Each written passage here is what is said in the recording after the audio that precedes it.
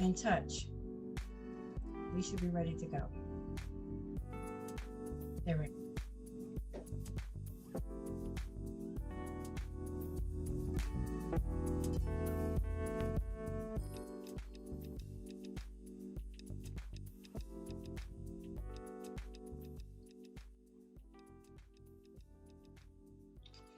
Get ready, get ready, get ready. It's Let's Talk Business with Cheryl J. Cuso, my co-host, Mr. Derrrick Blue. This is the first hour of our show where we bring to you the blueprint.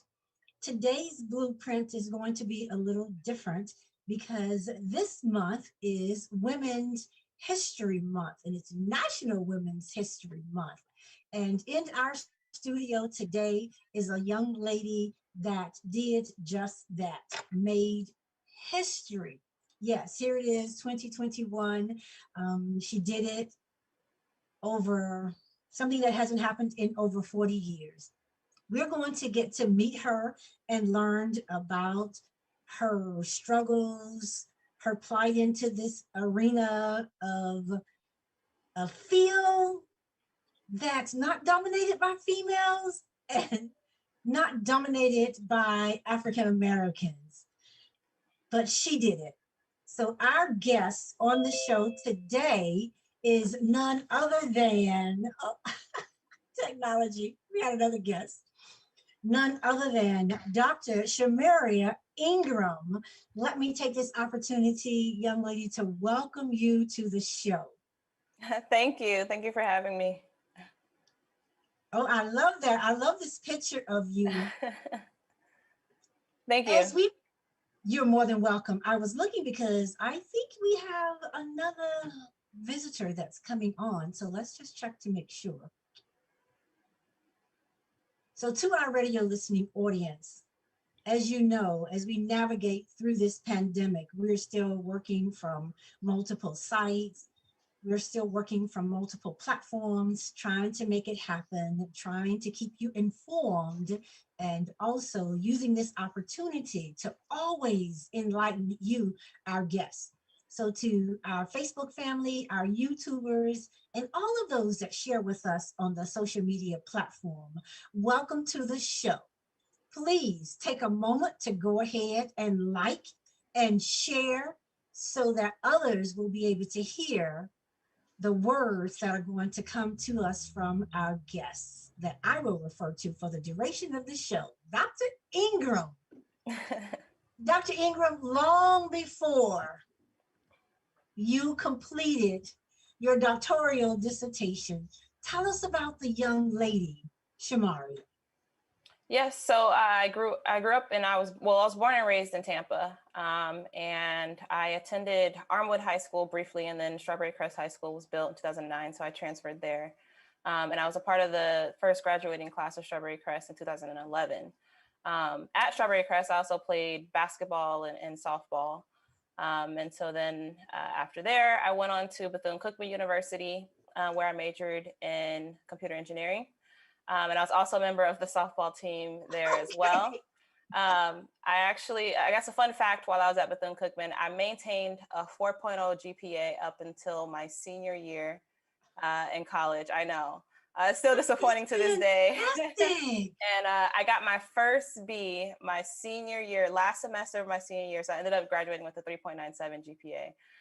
So I'm still upset about that, but, and then after that, I went on to University of South Florida, and there I obtained my master's and my PhD. My master was in computer science, and my PhD was in computer science and engineering. And my research focus area while I was there was in the area of software security. Listen, you just ran through that too quickly. In order for you to be able to have it's not that easy. First of all, maintaining a 4.0 GPA or straight A's, and in my book, 3.9, in any mathematical course you took, that is rounded up to what? A 4.0. Absolutely. So when we think about, and it's rolling off like it was just so simple, Dr. Engram. No, it wasn't. Did you find high school from that whole, from your academics, was that easy for you? I think yeah, probably a high school was easier for me. I wouldn't say easy, but so I guess let's start with my childhood. So my parents would There you go. always they would not allow me to bring in anything less than an A unless I gave like my absolute best.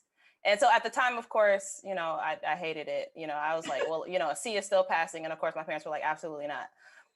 And so I think because of that, that sort of just drove me to just work hard and I guess get good grades. And so in high school, I was always pretty good in my classes. I was pretty good in math and science.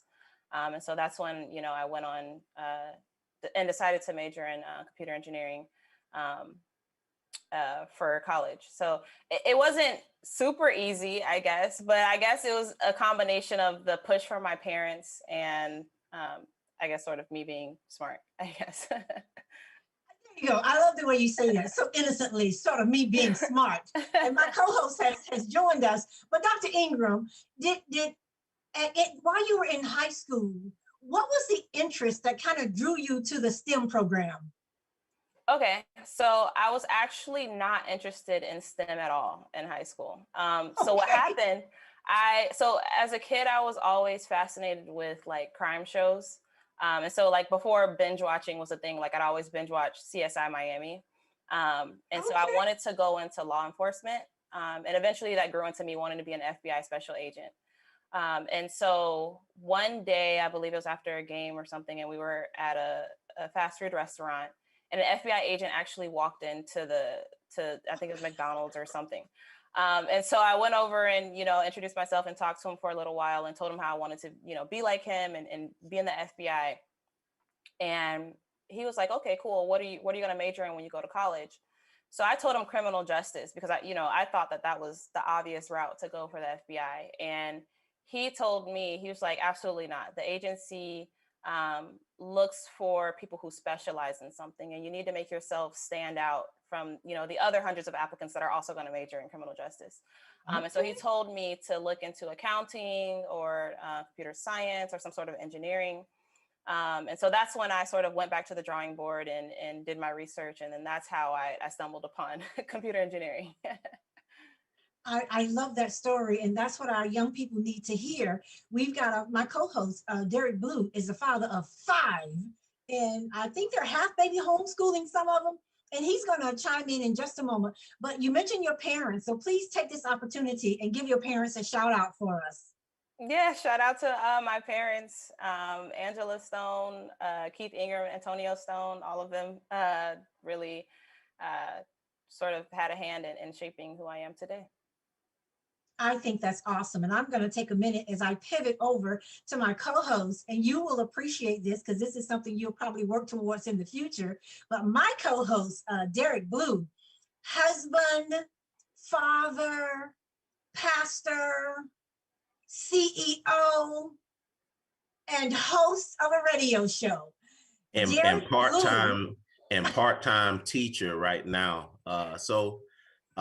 That's a part of the reason for my tardiness. To my left, I blurred my back screen out, is my 8-year-old who is also on his virtual stuff too. So I'm excited, Dr. Engram. I mean, as I love you are the epitome of what would be, what I would say is what I would consider to be a success story. Number one, right here, Strawberry Crest. In fact, my son, we're looking at bringing my son there. But then also at HBCU, I mean, you're talking about Bethune-Cookman is where I went to school at for a few years. Go Um, Wildcats. and go Wildcats. And just looking at your story, it's amazing and it's inspiring, especially being the father, being a girl dad as well. I have two girls, and one of my daughters, Cheryl, and I, when we interviewed Dr. Gladys West. Dr. Gladys West, we were talking about inspiration for young Black girls, man. And it's, I'm just inspired by your story. And my daughter Malia, she's a math whiz, National Honor Society. And it's stories like yours and Dr. West that really, really inspire my wife and I, with our girls. So, kudos to you. Thank you. Kudos. And you know what? And only because Derrrick Blue brought this up. And Shamaria, we talked to Dr. Engram, we talked to you a little bit about Dr. West. And I reached out to Dr. West because, she's our adopted grandmother, but I had to tell her, Derrrick, I said, you can be Derrick's adopted grandmother, but you probably have to be my adopted mother. Yeah, she adopted me, and then she already said I look like her son, so it was a perfect match. You do. You look like her grandson. And so I want you to know, Dr. Engram, that we reached out to Dr. West, a nonagenarian. She is an inventor. She's an author, mother, wife, grandmother, and she is still pushing for our culture. And we talked about Derrick's daughter, Malia, and the importance of the STEM programs, making sure that they're studying the, science and technology and engineering and mathematics. And this is what she said to you. Hello, Dr. Engram. I am so excited to congratulate you on your huge accomplishment. To graduate with a doctorate in computer science and engineering is outstanding. And then to be the first Black woman to do so at the University of South Florida is phenomenal. You are a true example to my belief that if you follow your dreams, use the available resources and never give up, you will achieve success. And she goes on to say, as you keep striving towards your next goal, remember to appreciate your past and all of your struggles. Continue to learn in the present and help prepare those behind you for the future. Share your knowledge so other young Black girls will know what resources and tools they need to help them grow and pursue their passions and follow their dreams. You are a beautiful example of a mentor. Please use your talents and your strengths to work for the betterment of the world. Keep following your dreams. You are not done yet. I'll repeat that, Dr. Engram. You are not done yet. Again, congratulations, and I would love to chat with you one day. But until then, you are going to receive an autographed copy of my book. It began with a dream. Dr. Gladys West. Oh, wow. That was so nice of her. Thank you. Incredible for someone that went through some of the struggles. And I'm thinking hers were, whew, they were quite something, as she shared with us. And when you get a moment, go back and listen to her as she spoke with Derrrick and I about just that. Yes, I definitely will. And so, and we wanted to share that with you. And I look forward, we will make sure that we make the connection long before the book is arrived at your home. So now that takes us to your Wildcat. Derrrick talked about that, but Derrrick, we've got an athlete in the house as well. I saw that softball.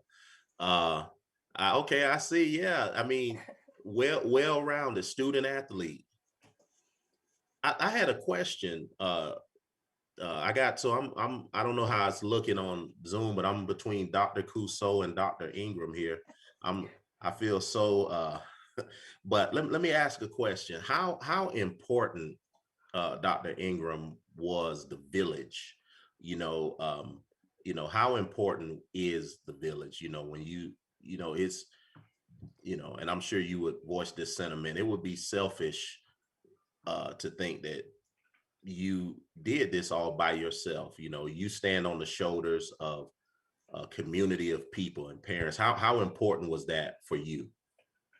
It was extremely important. So even starting with my parents, like I was telling you all that, my parents, they didn't accept anything less than an A unless I absolutely, gave my all. And so that sort of, that pushed me into going to college. And that was probably one of the reasons why so to go to Bethune-Cookman, I got the presidential scholarship, which is a full ride scholarship.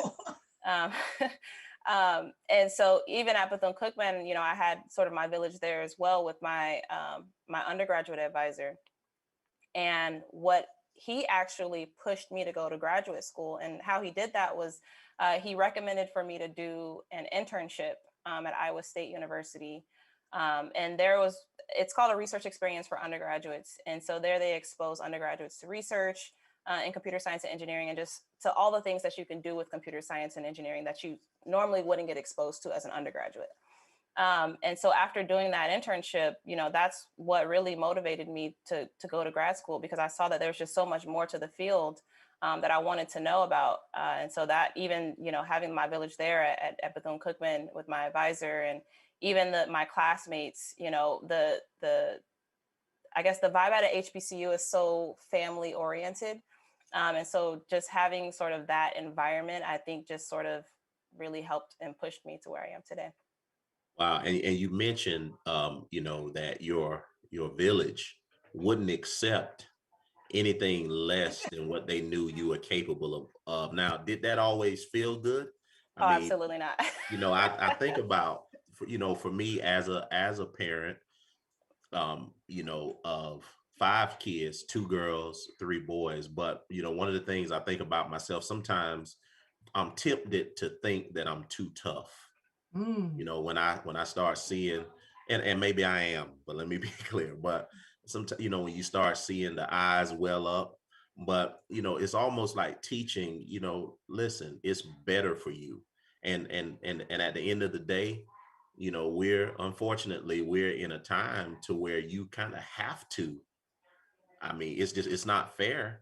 But did you feel the pressure being a Black woman, or at the time a Black girl, and then, kind of feeling that weight that you have to almost work twice as hard? Did you feel that? How did that, and how did that help you? Yeah, so I mean, I definitely didn't enjoy it as a child. I always thought my parents were being too hard, especially when I'd see like some of my friends' parents, my friend is allowed to get a B in her class, and so I definitely didn't like it at the time, but I think it definitely is one of the things that contributed to my success today. I think someone was asking me the other day, like, well, why did you decide to get a PhD?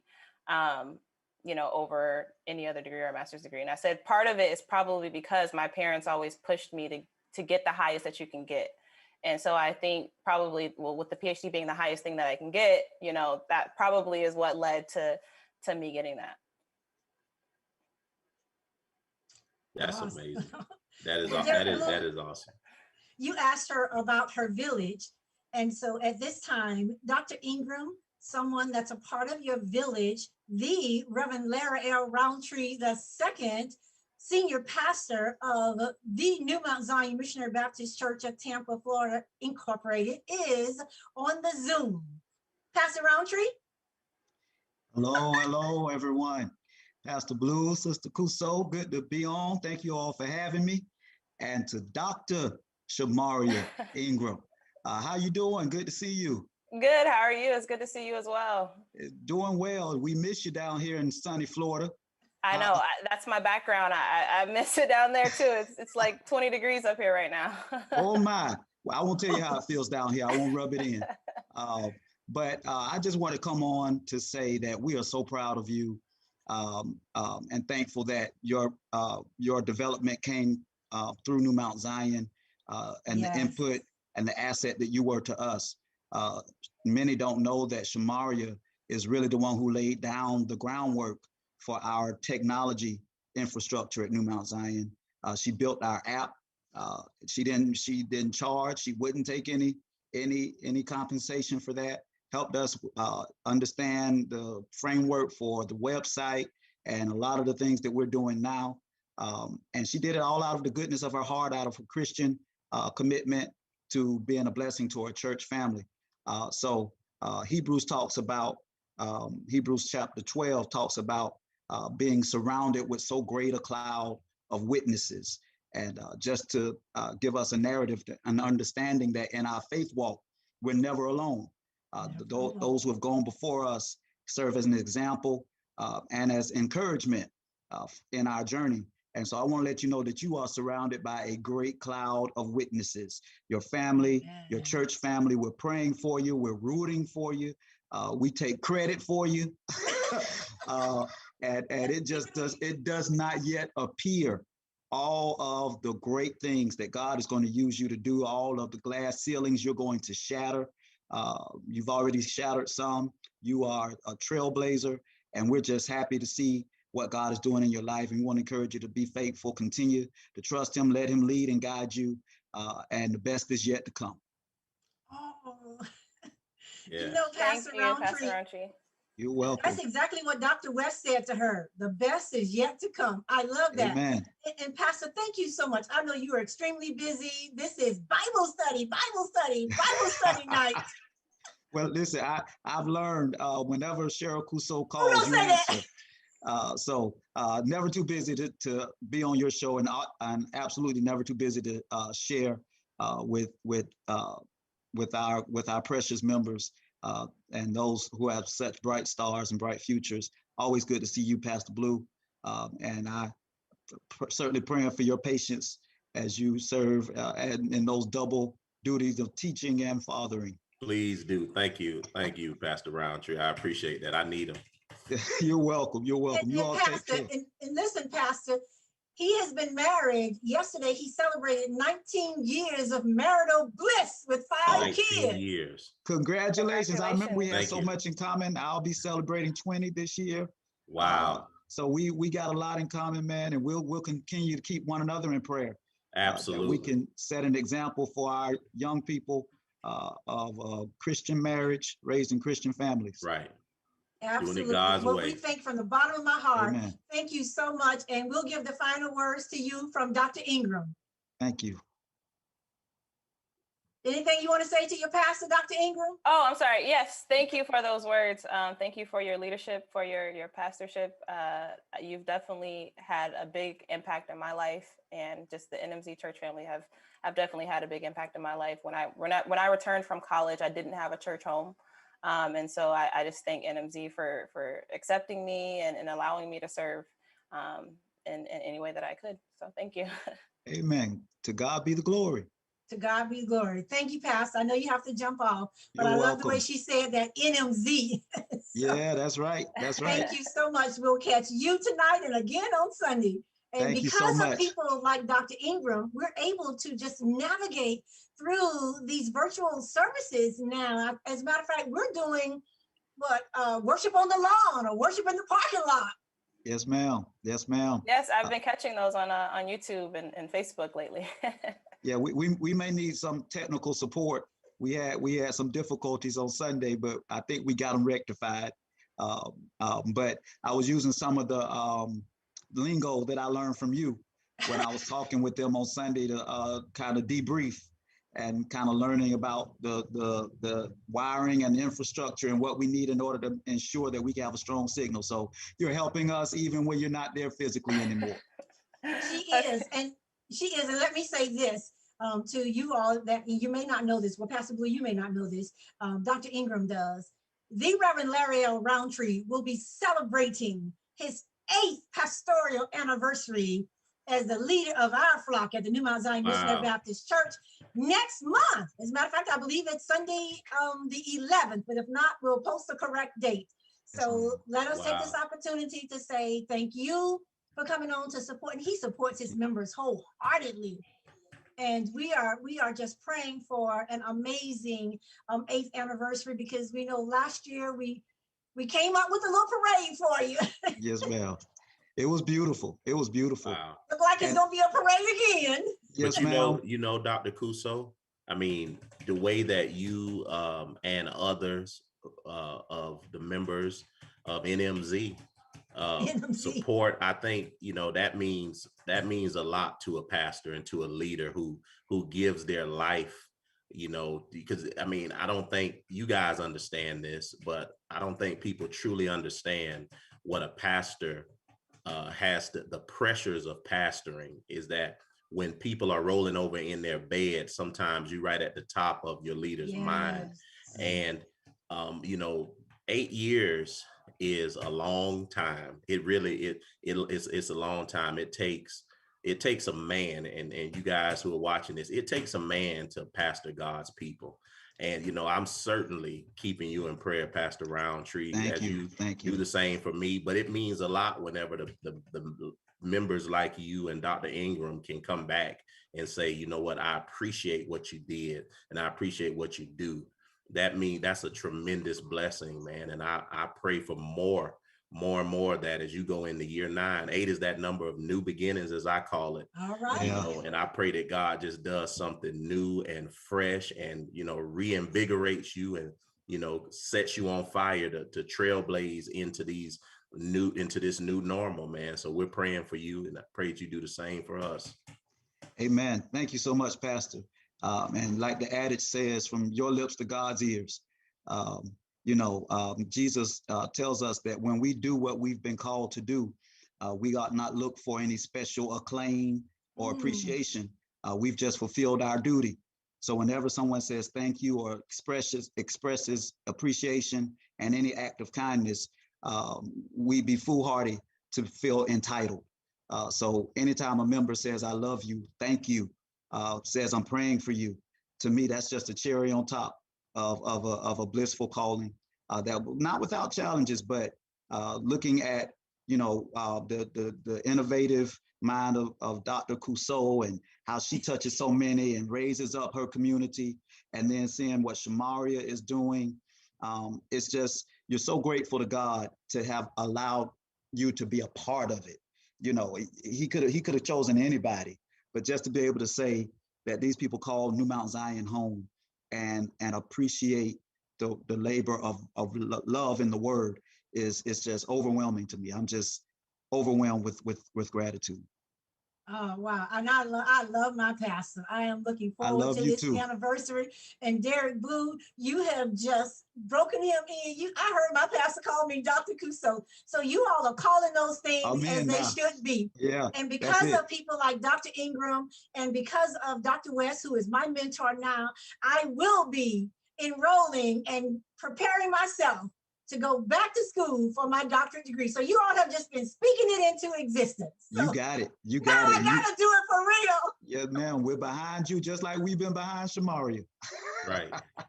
I'll be calling on Dr. Engram too. But listen, we're gonna go ahead and take a station break. And so, Pastor, I know you have to pop off. Pastor Blue will be back on with us, and Dr. Engram will be back on. So we'll see you back in 2 minutes. Thank you again, Pastor. You're welcome. Y'all take care. Thank you. You too.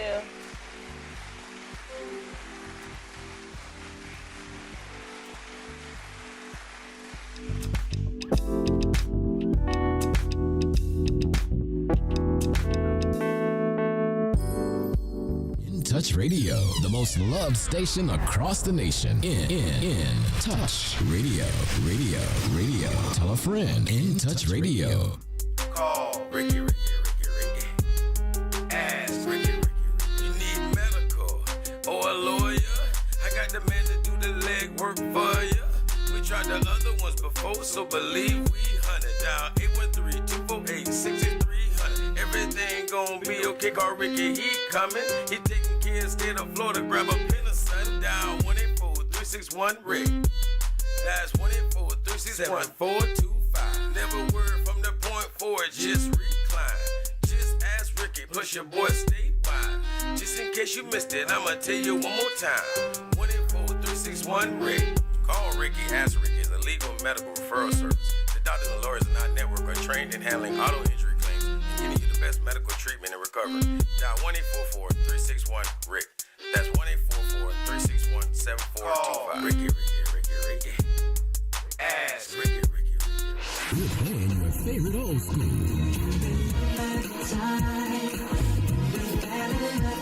Today's R&B.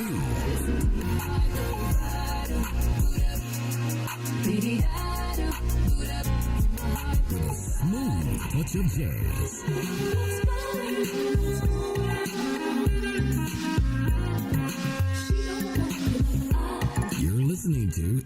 Touch Radio.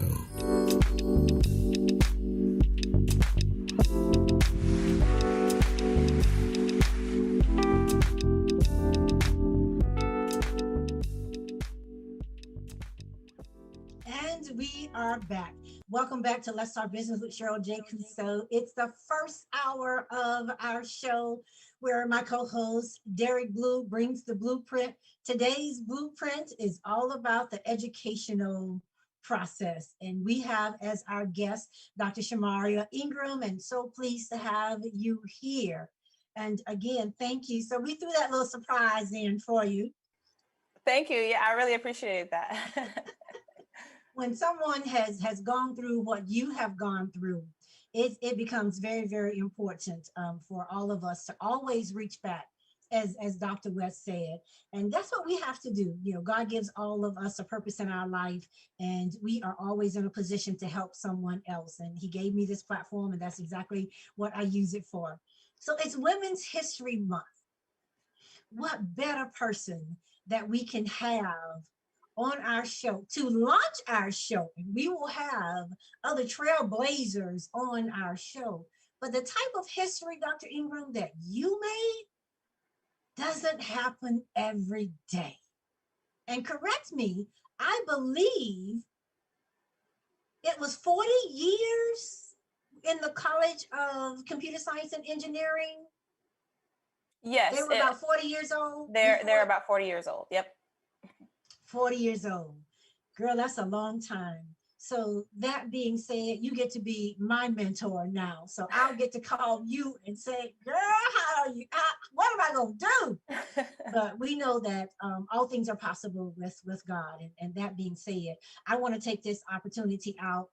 So you were telling us about BCC and then making the decision to go on to grad school. How do you end up at USF? Go Bulls! Yes. So I applied to a lot of schools, and so initially I was debating between a master's degree and a PhD. And when I applied to masters, I applied to both master's programs and PhD programs, but I was sort of leaning more towards PhD. And all of the schools that I applied to provided funding for me to pursue my PhD. And so the degree and the tuition and everything was fully paid for. And I also got a stipend to support myself. So I didn't have to work to support myself. So that's pretty cool. And that's one of the cool things that I like to throw in there about doing a PhD in a STEM field, because most of them are actually fully funded, and you don't have to worry about working to try to support yourself, or you don't graduate with a bunch of debt. But anyways, back to why USF. So my undergrad, so going back to the village, my undergraduate advisor actually introduced me to the diversity and inclusion director at USF. And so once he introduced me to him, he brought me down and I toured the campus, and he actually introduced me to other Black students that were pursuing PhDs at the university. So not necessarily in computer science, but they were just pursuing PhDs at the university and other majors.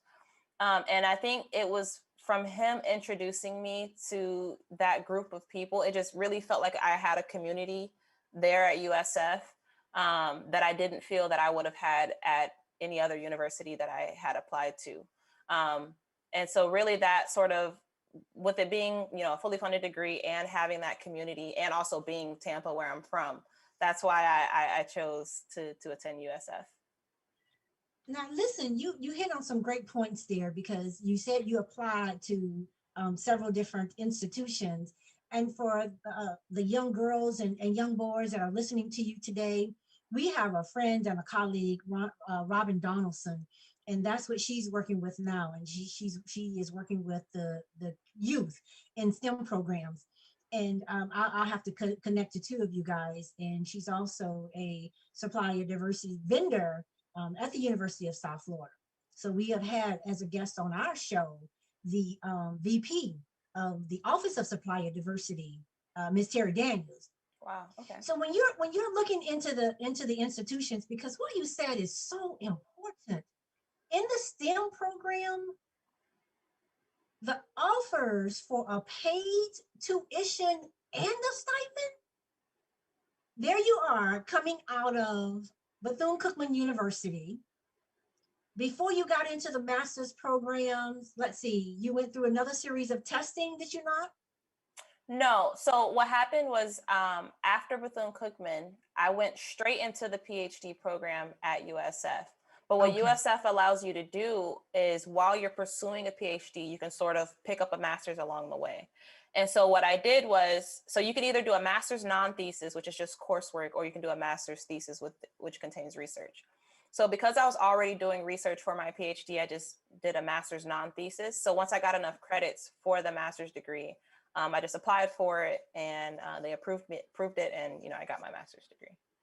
I think that's phenomenal because you're even educating me on some things that I didn't know, but apparently the STEM program now, if that's your field and that's where your gift is, man, the sky is the limit. So it seems, and I would also venture to say that there must be a lot of competition with the universities of trying to get the top of the students in the class to come and be a part of their program. Well, I'm so glad that you made the decision to go to the University of South Florida because I have another letter. Before I do that, where's my co-host? I think he's on. Let me just make sure. Derrrick Blue, are you there? Okay, well, if he gets to pop back on, because he did say that he was having some technical difficulties. Let me take this opportunity to read another congratulatory statement to you. Congratulations, Dr. Shamaria Engram. The University of South Florida community is so proud of your historic accomplishment. As the first Black PhD graduate in computer science at USF, you have shattered barriers and made it possible for many to envision a future that may not have been believed or made possible. The USF community looks to your achievement as a tremendous point of pride and celebration. Building your legacy, we are committed to ensuring that while you are the first, you will not be the last. Congratulations again. And this comes to us, PhD, Dr. Elizabeth Horde Freeman, Senior Advisor to the President and Provost for Diversity and Inclusion, USF Associate Professor of Sociology. Oh, wow, so thank you. Congrats to you. Thank you. She actually wanted to come on the show and share that congratulatory wish with you, but she's at USF working diligently and was involved in a quite extensive meeting today. But certainly thought it not robbery to take a moment and send a congratulatory wish to you. So Dr. Elizabeth Horde Freeman, we thank you so much. Yes, definitely. Thank you. So if you, and hearing you talk about inclusion, here is a person, and honestly, I always have to give her a shout out. She was, like you were talking about, making that stride from undergraduate to graduate. And as I think about it, she was one of my interns. I believe she was at Cornell at the time, came home for the summer, and I hired her for the summer. And so to look back, as Dr. Blue was talking about the village, yeah, now he has to go and get his doctorate degree now. It really does, it takes a village. And so we understood that. I understood that as a young age, because I've always had people in my village taking care of me. And it's only right that I give back and do the same thing. So I wanted you to know how special you are, that one of the executives on the campus of USF thought it not robbery to send a message to you. So now you can say something to her. She may even be listening in on the Facebook Live. Who knows?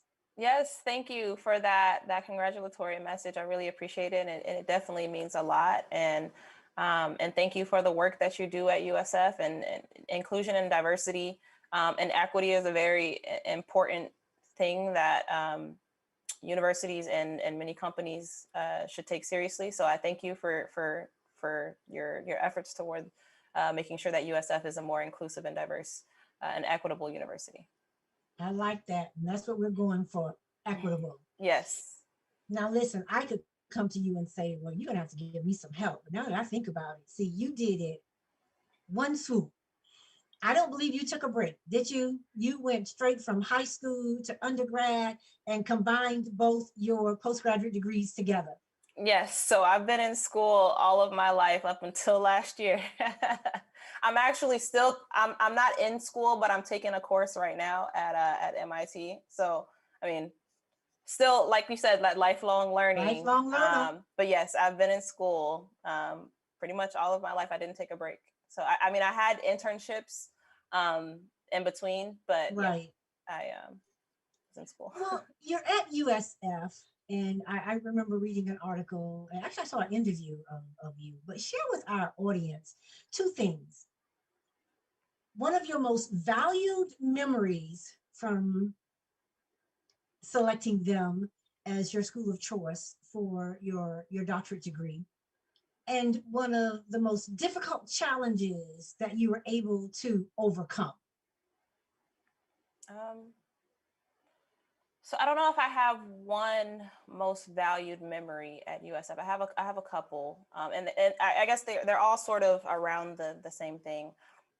So with Mr. Bernard Batson, who was the diversity inclusion director for the engineering department, as I mentioned, he sort of introduced me into a community that I had of other Black and African American students who are also pursuing their PhDs. So I think some of the most joyous times that I had at USF would be the seminars that we would have, where we sort of got a chance to, I don't know, sort of authentically be ourselves in the seminar and you know, hang around other people who have similar, you know, cultures and backgrounds.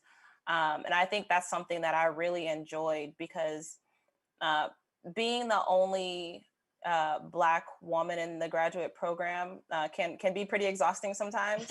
And so when you get around other people who sort of share your experiences, it definitely sort of takes the weight off your shoulders a little bit. So that's probably one of the most, or some of the most joyous times I've had at USF, and also just learning from my peers.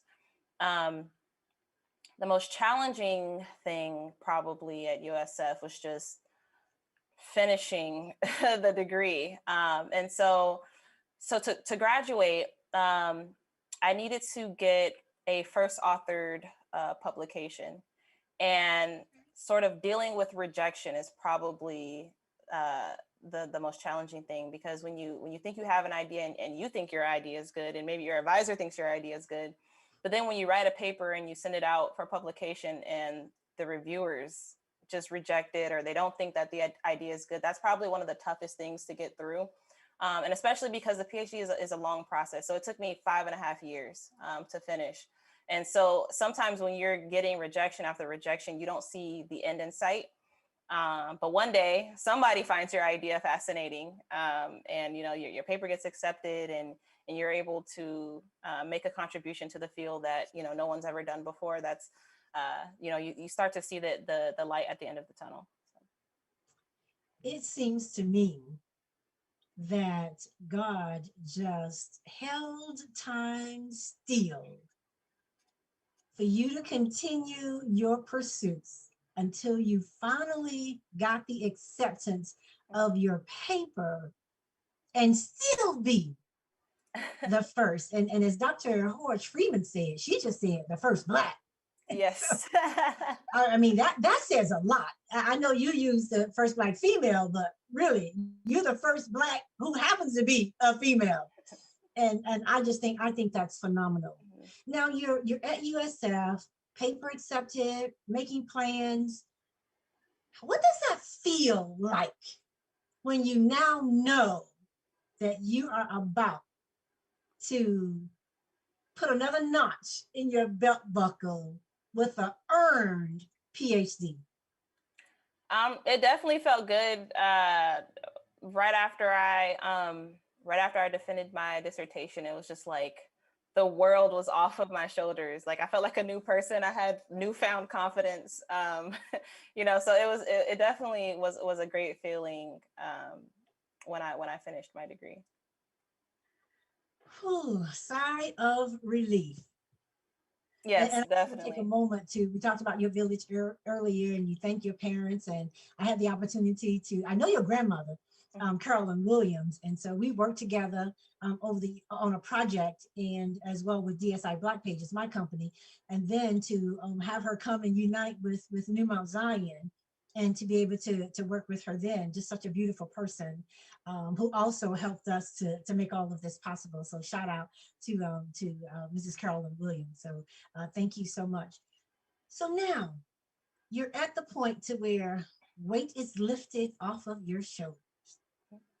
At what point during this process that you began to decide where you wanted to spend or select a company for hire? And what was that process like for you, Dr. Engram?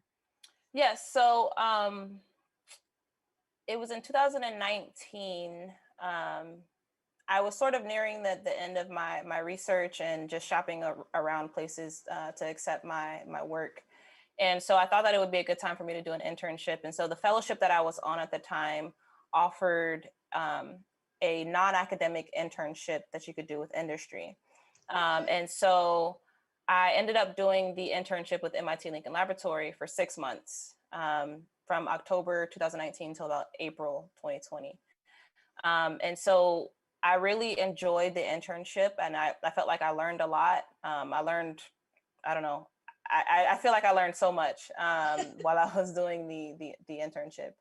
And so I really just felt like that would be a good place for me to start my career. Well, they obviously thought the same thing, because today you are now employed by Yes, MIT Lincoln Laboratory.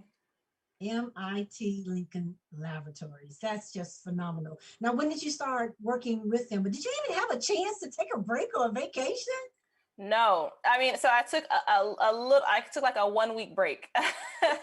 So I interned with them from October to April, and then they wanted to keep me on as a consultant because of the work that I was doing on the project, and they wanted me to continue on with that work. So I stayed on as a consultant up until December, and then I started full time December 22nd. So yes, I didn't take a break. I took, a 1 week break, before I started full time, but I didn't have a significant amount of time off. Bless your heart.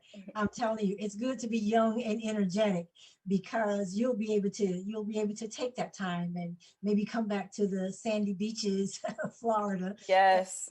take a nice vacation and love on your village. Hmm. Congratulations on the beginning of your now professional career at MIT. You are just at the top of your game, at the top of the field for such a time as this. That's got to feel amazing.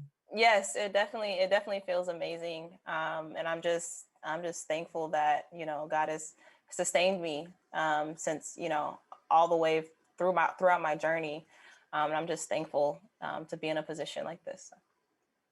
And Dr. Engram, as I just watch you, I watched you do the work as we were going through the pandemic. And even no, even before the pandemic started, I remember my husband was going through his health issues, and so I decided to just start sneaking in to the church up in the balcony, and got to see you do your thing every single Sunday.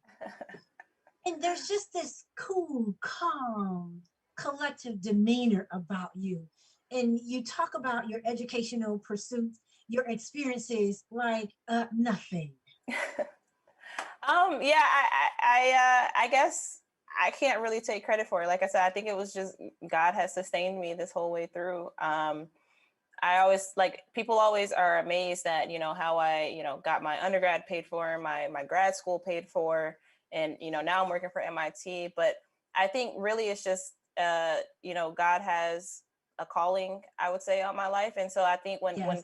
what God has for you, he will make a way for you. And so I think, everything that I have in my life is just just because of him. And I'm very thankful and grateful for it. So Absolutely. And I'm with you 100%. All praises to God. He opens the doors. He provides the platforms, and which is why I'm here today with this show called Let's Talk Business with Cheryl J. Cusseau. yes. And I'm blessed to have 4 co-hosts that come on and join me. And again, just bringing awareness to causes, to individuals, and especially those who are in the business arena. So here you are. And as we kind of now are approaching the end of our show, there's one more letter I would like to read to you. And as I'm reading this letter, then I want you to come back and share. It almost seems strange hearing Dr. West talk about your legacy and hearing Dr. Elizabeth Hoyt Freeman talk about your legacy. And so I'm going to ask you, what will you want your legacy to begin with? But here's the letter.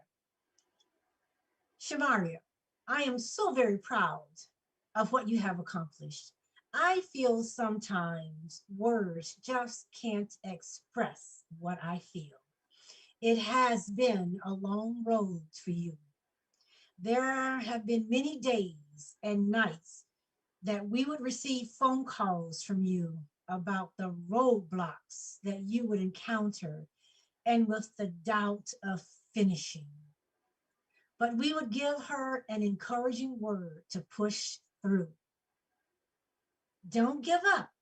You have come too far to stop now. Your mother, Angela Stone. Thank you. Thank you for getting that from her. Incredible. As she talks about, and she talked to me a little bit about some of your real struggles. But when Pastor Boo asked you about your village, it really does take a full village. Yes, I'm so definitely. proud of you. We are so proud of you. We are looking forward to what's ahead for you. But I want you to take the next few minutes and talk to us about the beginning of your legacy, Dr. Engram. Yeah, so I don't know, when I think about my legacy and what I want it to be, I really want to impact as many young people as I can. I really enjoy doing things like this and speaking to young children and really just inspiring them and motivating them to just be all that they can be and achieve, everything that, they want to achieve in life. And so I guess when I think about my legacy, I just want it to be that, I had an impact in some way, shape, or form, whether it was through an interview like this or whether it was through a physical interaction that I had with a young person, that I inspired them in some way to be all that they can be. Well, let me tell you firsthand, it does not have to be a young person, because you have certainly inspired this young lady. I look forward of sharing some of my experiences down the road with you as well. So on behalf of our In Touch News Radio, on behalf of those, I hope they were able to catch us live on Facebook, and as well our YouTubers, all of our social media outlets. Those that are listening, please like and subscribe. We certainly want to make sure that this video gets in the hands of our young Black girls and boys, and to let them know there are other options, there are other resources. You just have to find the right ones. But here she is telling us that if you look at her career, you're talking about something with today's cost could have been upwards of almost $200,000. And now you get to start your professional career at MIT debt-free. So to people like your amazing parents, thank you. To Dr. Elizabeth Hoyt Freeman from USF, thank you. And to my adopted mom, the Dr. Gladys West, thank you. So on behalf of all of you, we thank you. We look forward to seeing what's new, what's going to be happening with you. We look forward to having you back on our show, Let's Talk Business. And let the people know at MIT, we thank you for allowing them to allow us to have you for an hour today. I know that took some work, and let them know that we appreciate that, because what you're doing and the lives that you are going to touch will be life-changing and life-sustaining. And so you talk to us about your legacy, you talk to us about your goals, what you want to do. And when can we perhaps maybe think about seeing you coming home? I don't know. I mean, probably the holidays. I'll probably make it home for the holidays. So I hope so. But for now, to you, Dr. Shamaria Engram, here's a virtual hug. thank you. Thank you so much to my co-host, Derrrick Blue, to our sponsor, the THAP Group. We appreciate having you on the show today. In Touch has been helping us to kind of work things out. Everybody was working remotely today. To my admin, Ricky, thank you so much. We appreciate the work that he was doing behind the scenes. We will share the messages from the lovely people that shared with you. We actually were trying to incorporate them into the Zoom, but with technology today, we'll figure out how to do that, so that when people hear the interview, they'll be able to see the picture of the person that wrote the letter as well. So we look forward to that. We will share our thank you posts. Dr. Engram, this show is a wrap. Thank you. Thank you. Thank you for having me.